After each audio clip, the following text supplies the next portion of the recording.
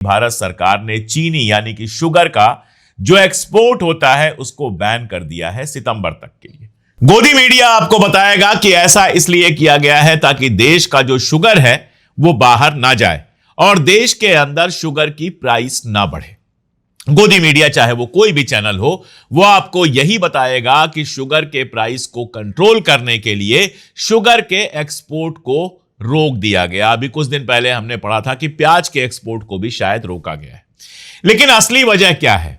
असली वजह यह है कि पिछले साल शुगर का प्रोडक्शन हमारे यहां काफी कम रहा है और इस साल मानसून के कमजोर होने की उम्मीद है। इसका मानी क्या है?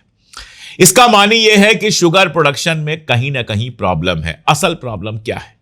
असल प्रॉब्लम यह है कि जो गन्ना किसान है, आप उठाकर देखेंगे, चाहे वो यूपी का गन्ना किसान हो चाहे दूसरे स्टेट्स का, यूपी में प्रॉब्लम बड़ी है इसलिए मैंने यूपी का नाम लिया, उसको गन्ने का एक तो सही एफआरपी नहीं मिल रहा और जो मिल रहा है वो भी 2-2 साल 3-3 साल बाद मिल रहा है। ऐसी गन्ना कंपनियां हैं जो 2-2 3-3 साल पर भुगतान कर रही हैं। नियम बना था बाकायदा कि इतने दिनों के अंदर अगर भुगतान नहीं किया गया तो मुआवजा देना पड़ेगा, क्या करना पड़ेगा, पर डे फीस लगेगी, लेकिन कुछ लागू नहीं होता है। यूपी, खासतौर पे वेस्टर्न ईस्टर्न यूपी, दोनों जगहों के किसान सालों इंतजार करते हैं कि उनको गन्ने का पैसा टाइम से मिल जाए।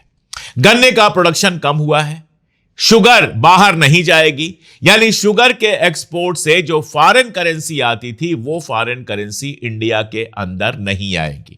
और इसके बावजूद आप देखिएगा, चूंकि शुगर प्रोडक्शन कम हुआ है तो शुगर की प्राइसेस भी बढ़ेंगी। जब बाकी सारी चीजों की कीमत बढ़ेगी तो शुगर की प्राइस भी बढ़ेगी। शुगर की प्राइस बढ़ने का मतलब है कि तमाम सारी चीजें जो मार्केट में शुगर के थ्रू बनती हैं, जिसमें शुगर का इस्तेमाल होता है, उन सब की प्राइसेस बढ़ जाएंगी। और इसके साथ जो जुड़ा हुआ है कि अगला मानसून अच्छा नहीं होने की उम्मीद है। इसका मतलब क्या हुआ?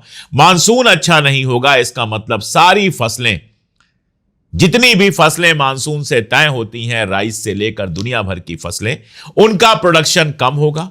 प्रोडक्शन कम होने का मतलब है उनका एक्सपोर्ट कम होगा, फिर फॉरेन करेंसी कम आएगी और साथ में आपके देश के अंदर भी उनकी डिमांड तो कम नहीं होगी, डिमांड तो रोज बढ़ ही रही है। सप्लाई अगर कम होगी तो उनकी भी प्राइस लगातार बढ़ेगी, यानी आने वाले दिन के लिए भी कोई सुनहरा ख्वाब आपके सामने नहीं है।